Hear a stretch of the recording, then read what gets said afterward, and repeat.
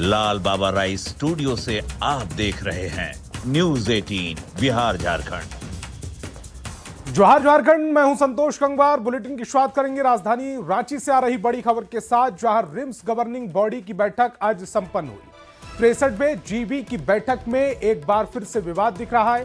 स्वास्थ्य मंत्री इरफान अंसारी और डायरेक्टर के बीच विवाद दिख रहा है। सांसद संजय सेठ ने कहा कि मंत्री और डायरेक्टर में जारी है विवाद, ऐसे में नहीं होगा रिम्स का विकास। मुख्यमंत्री को अब रिम्स के मामले पर संज्ञान लेना चाहिए, तभी रिम्स का फायदा होगा। स्वास्थ्य मंत्री इरफान अंसारी ने कहा कि डायरेक्टर ने हाई कोर्ट के पास राज्य की बदनामी कराई। कोई विवाद नहीं है, हम लोग सब कुछ बेहतर कर रहे हैं।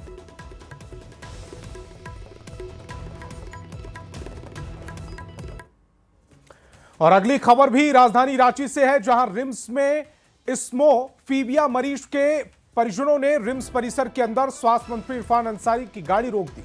मरीज के परिजनों का कहना है कि मरीज को अस्पताल में दवाई नहीं मिल रही, इसी वजह से उन्होंने मंत्री की गाड़ी रोक उनसे अपनी व्यथा सुनाई है। तो परिजनों ने गाड़ी रोकी है, तस्वीर इस समय आपकी टेलीविजन स्क्रीन पर। और ये जो पीड़ित के जो परिजन है, उन्होंने गाड़ी रोकी, अपनी व्यथा सुनाते हुए वो इन तस्वीरों में नजर आ रहे हैं। कह रहे हैं कि रिम्स के अंदर दवाइयां नहीं मिल पा रही हैं, बेहतर इलाज नहीं मिल पा रहा है, जिसको लेकर उन्होंने स्वास्थ्य मंत्री की गाड़ी ही रोक दी।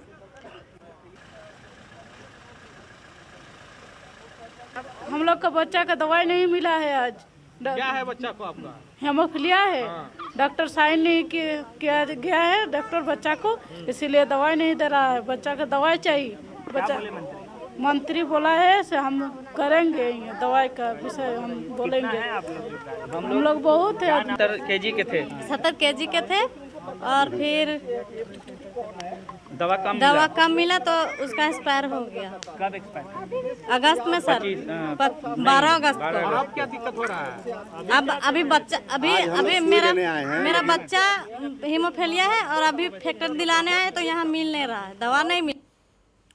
रांची से एक और बड़ी खबर मिल रही है। खेलगांव थाना क्षेत्र में तेंदुआ ने दस्तक दी है। सीसीटीवी में वो कैद हुआ, उसकी तस्वीरें कैद हुई। स्थानीय लोगों के मुताबिक पिछले 4 दिन से इलाके में तेंदुआ घूम रहा है। वन विभाग को भी इसकी सूचना दे दी गई है। रांची से ये बड़ी खबर, खेलगांव थाना क्षेत्रों में तेंदुआ ने दस्तक दी है। सीसीटीवी कैमरे में तेंदुआ कैद भी हुआ, तस्वीरें भी इस समय आपकी टेलीविजन स्क्रीन पर है। स्थानीय लोगों के मुताबिक पिछले 4 दिन से इलाके में तेंदुआ घूम रहा है। वन विभाग को इसकी सूचना दी जा चुकी है।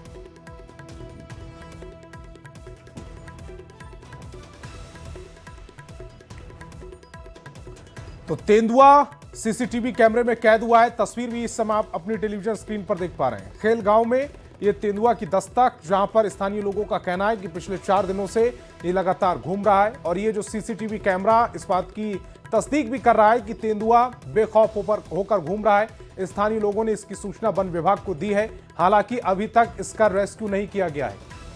और ओम प्रकाश हमारे संवाददाता ज्यादा जानकारी के साथ फोन लाइन पर जुड़ रहे हैं। ओम प्रकाश, तेंदुआ तस्वीरों में कैद है, लेकिन अब तक वन विभाग की ओर से इसका रेस्क्यू नहीं किया गया।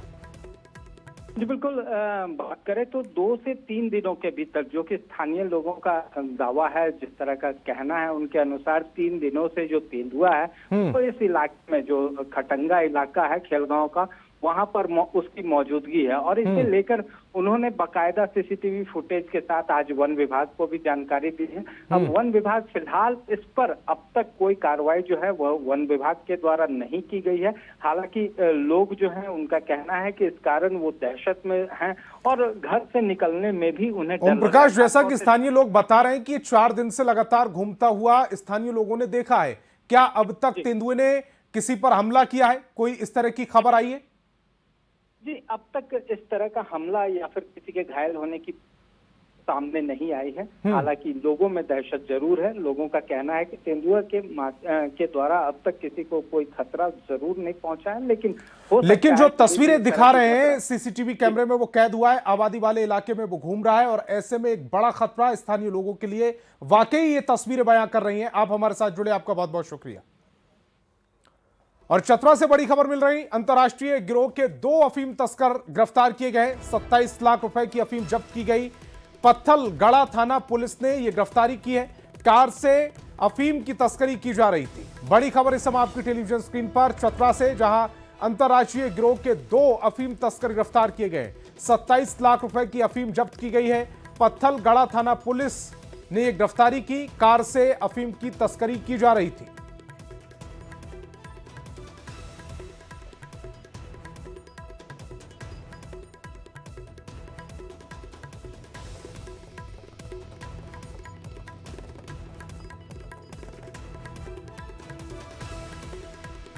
कार है जिसके पास अंदर में चेक करने पे 5.472 केजी अफीम बरामद किया गया है।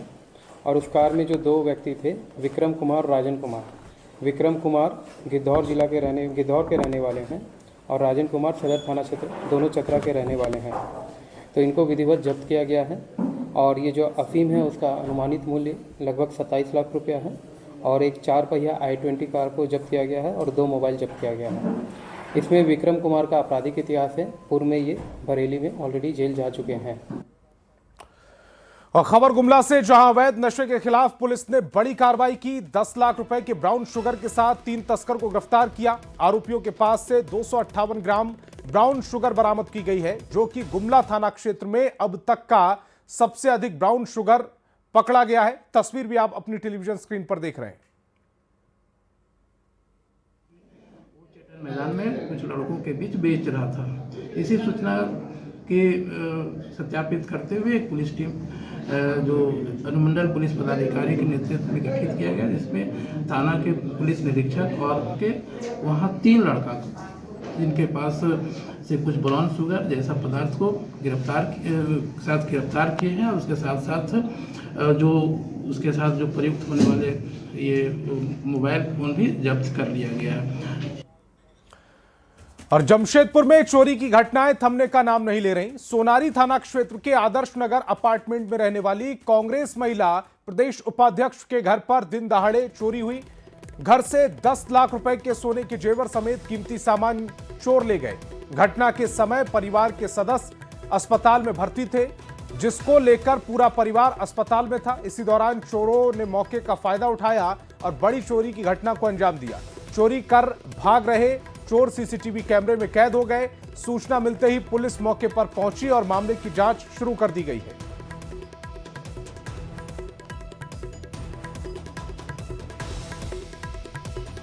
करीबन 9-10 लाख का दिन दहाड़े चोरी हुआ। ताला काट के चोरी हुआ। सीसीटीवी में कैद हुआ है। पुलिस अपने काम में लगी हुई। पुलिस आई थी सूचना के आधार पर।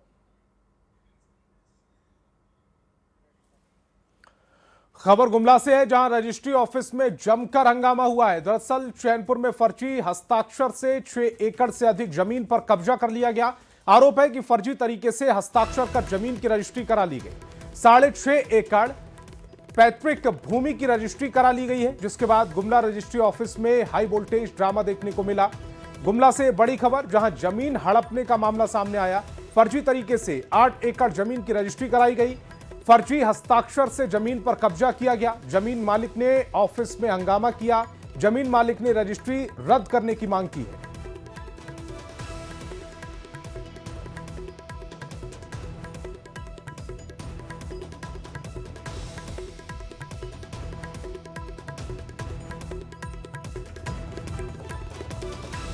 मैं तो नहीं खिया ना खाओ और यहाँ रजिस्ट्री तोर जमीन कर हुई है। जमीन का रजिस्ट्री हुई है 8 एकड़ 8 एकड़ कर। हाँ। का नाम है तो? लोचनाथ रोतिया। यहाँ पता चला हम लोग को कि लोचनाथ रोतिया का जमीन का मैंने रजिस्ट्री हो गया, जबकि लोचनाथ रोतिया यहाँ आया ही नहीं है और ना कहीं तरह किसी तरह का कहीं पर साइन किया है। इसलिए हमारा तो कहना कि इस तरह पुनः ना हो।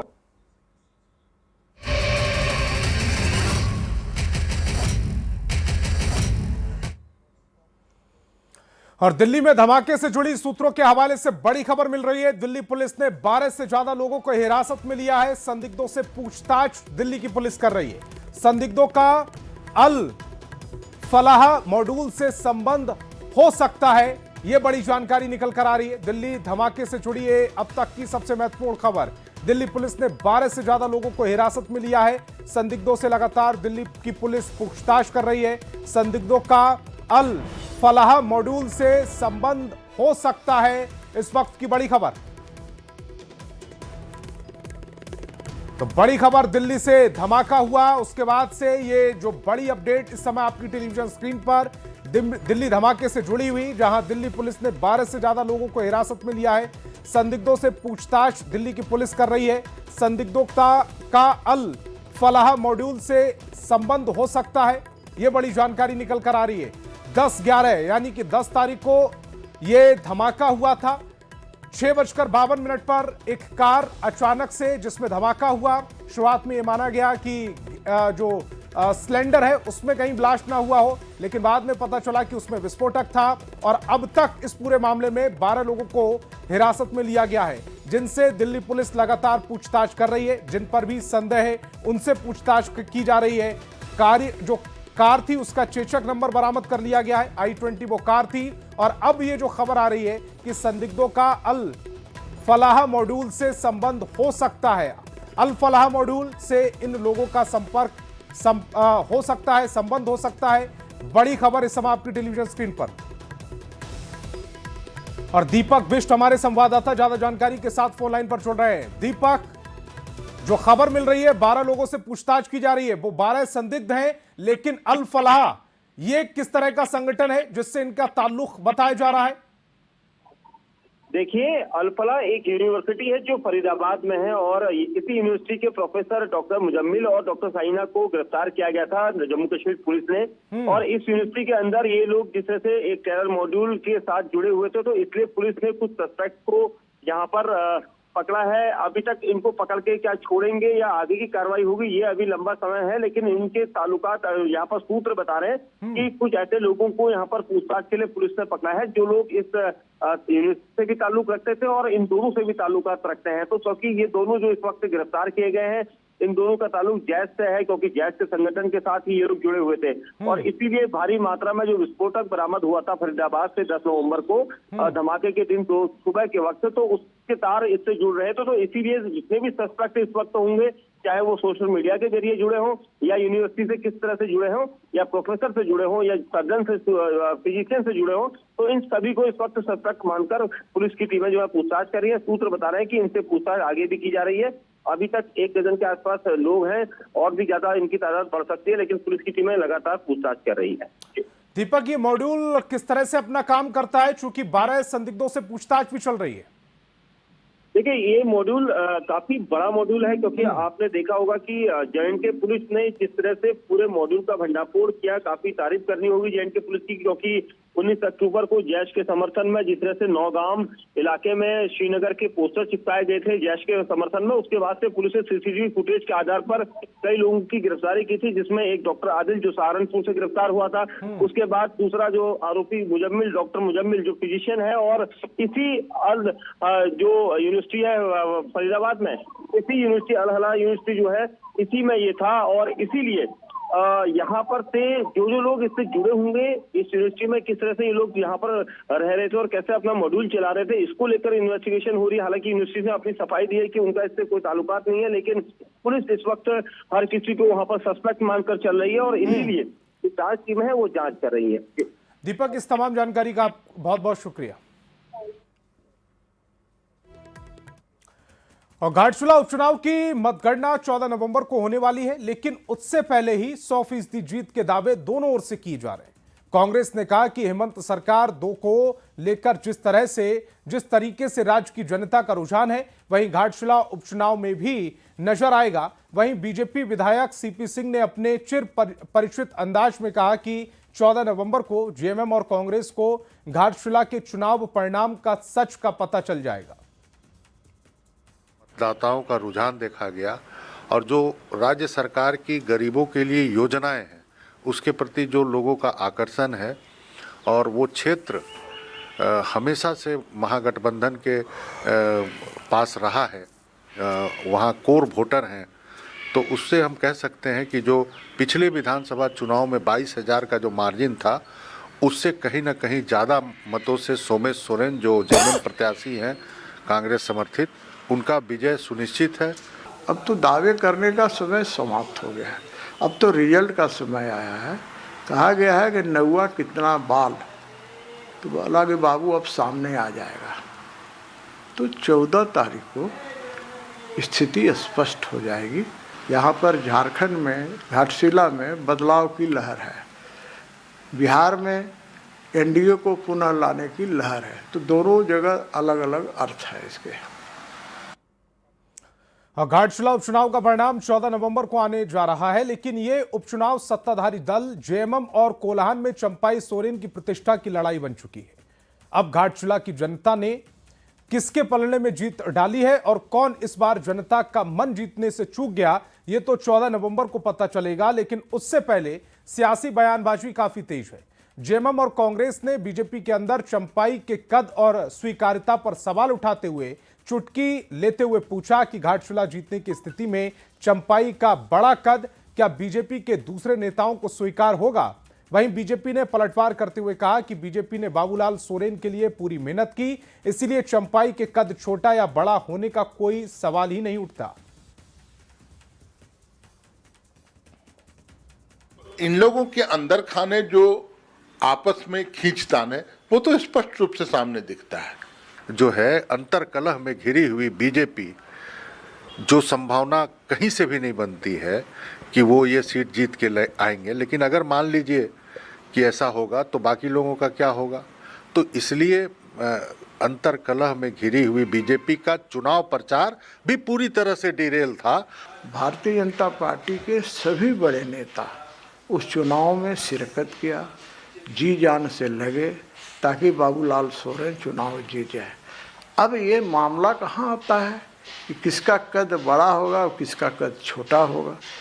भारतीय जनता पार्टी के अंदर कद बड़ा और छोटा की बात नहीं होती है। भारतीय जनता पार्टी में एक समान से समान कार्यकर्ता का पद बड़ा हो जाता है। तो जिसका जो असर होगा, जो कार्यकर्ता चुनाव जीतता है और मैनेजमेंट चुनाव जीतता है। तो मैनेजमेंट में और कार्यकर्ता में तो कोई दिक्कत नहीं थी, लेकिन ऐसा नहीं है कि चुनाव जीत जाएंगे तो भाजपा इनको जो है सर पर उठा करके नाचेगी और ट्राइबल लीडर बना देगी। ऐसा नहीं है। वहां पर बगल में क्यों नहीं जिता लिए पिछली बार चंपाई सोरेन, कितनी सीटें जीता है अपनी छोड़ करके।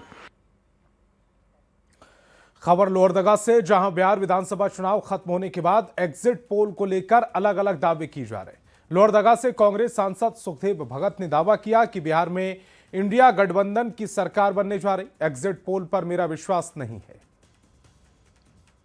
पोल में मैं विश्वास नहीं करता हूं, मैं एग्जैक्ट पोल में विश्वास करता हूं जो कि 14 तारीख आपके सामने आएगा। तो आकलन में और मैं समझता हूं कि सत्ताधारी दल को खुश करने के लिए वो एग्जिट पोल है। मैं स्वयं चुनाव प्रचार में था और मैं ये कह सकता हूं कि इंडिया गठबंधन बहुत ही कंफर्टेबली वो सरकार बना रही है। और धनबाद से बड़ी खबर है, मैथन डैम में एडवेंचर बोटिंग शुरू होने से पहले विवाद गहरा गया। विस्थापितों ने विधायक और डीवीसी प्रबंधन का पुतला फूंक कर उग्र प्रदर्शन किया और किसी बाहरी एडवेंचर बोटिंग टेंडर देने का विरोध किया। साथ ही चेतावनी देते हुए कहा कि बाहरी लोगों का हस्तक्षेप किसी भी कीमत पर बर्दाश्त नहीं किया जाएगा और आगे इससे भी बड़ा आंदोलन होगा।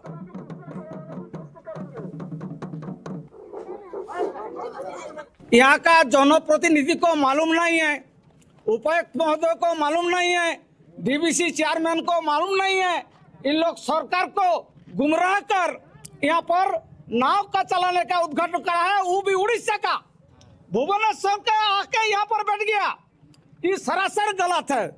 जो डीवीसी निर्माण काल से आज तक विस्थापितों के साथ गलत व्यवहार कर रहा है और उड़ीसा का लोग यहाँ नाव चलाएगा। जब तक ये नाव बंद नहीं होगा, हमारे यहाँ विस्थापित लोग ही यहाँ सिर्फ काम करेंगे, उसका रोजगार होना चाहिए। बाहर का अगर आकर यहाँ करते हैं किसी तरह से दलाली, तो हम लोग आदिवासी और झारखंड से आते हैं, अंग्रेज को भगाने में समय नहीं लगा, तो ये चेयरमैन और प्रबंधक क्या है उसको भी हटाने का काम करेंगे और यहाँ का स्थायी विस्थापितों अपना रोजगार के लिए काम करेंगे। और खबर रामगढ़ से, जहां 2 साल से पंचायत के विकास के लिए 15वीं वित्त मद का पैसा नहीं मिलने के कारण मुखिया और पंचायत प्रतिनिधियों ने अनोखे अंदाज में धरना दिया। सभी लोगों ने ढोल नगाड़े मजीरा और झाल बजाकर विरोध किया और मांडू मुख्यालय पर नारेबाजी की और कहा कि विकास कार्य के लिए पैसा नहीं मिलने के कारण जनता उनसे सवाल कर रही है और गांव और पंचायत में विकास का काम रुक गया है। 36 पंचायत के मुखिया आंदोलन पर हैं और वे मांडू प्रखंड मुख्यालय में झाल बजा रहे हैं, बैनर लेकर बैठे हुए हैं। इनका कहना है कि 15वें वित्त की राशि 2 वर्षों से नहीं भेजा जा रहा, जिसके कारण विकास काम ठप है और जनता जो है इनसे सवाल लगातार कर रही है। क्या परेशानी है बताइए? परेशानी ये है भैया कि हम लोग का सरकार मुखिया बने हुए 3 साल हो गया। 3 साल होने के बाद अभी तक कोई फंड नहीं मिला। बहुत उम्मीदों के साथ जनता ने लोगों को बदलाव किया, चुनाव किया कि निश्चित रूप से ग्रामीणों का विकास होगा, लेकिन आज तक यहाँ सरकार द्वारा मुखिया को पंगु देख रहे हैं हम लोग, झाल बजा रहे हैं। झाल बजाने के सिवा कोई काम ही नहीं है। विकास काम ठप विकास के काम ठप है। केवल सरकार का एक सूत्री कार्यक्रम चल रहा है कि पूरे झारखंड में कोयला चोरी कर, इससे गांव देहात के जितने भी जनहित का कार्य पूरा का पूरा बाधित है। अभी कोई विकास का योजना किसी प्रकार का काम नहीं हो रहा है। कितना राशि 36 पंचायत में नहीं आया है? 37 में 2 बार से 1 रुपया भी 15 2 वर्ष से 1 भी रुपया नहीं आया। काम ठप है। जिसमें मुखिया सब बेरोजगार बैठे हुए हैं और इसमें कोई काम नहीं है। जनता का कोई सुनवाई ब्लॉक के अंदर में नहीं है। हम लोग जो 2 साल से 15वें वित्त का फंड जो निर्गत नहीं किया जा रहा है, उसके लिए हम लोग अब झाल और ढोल बजाने का काम कर रहे हैं। सरकार हम लोग से ढोल झाल बजवा रही है। झाल बजा रहे हैं। जनता ने इन्हें विकास के लिए भेजा था, लेकिन यहाँ मांडू प्रखंड मुख्यालय में ये झाल बजा रहे हैं। इनका कहना है कि 15वें वित्त आयोग का पैसा नहीं भेजा गया है और जनता जो इन्हें वोट दी थी लगातार सवाल कर रही है कि पंचायत का विकास रुका हुआ है। ऐसे में सरकार को भी प्रखंड और पंचायत के विकास के लिए इनकी बात को सुनने की जरूरत है। जावेद खान, न्यूज़ 18, रामगढ़। और वक्त है एक छोटे से ब्रेक का।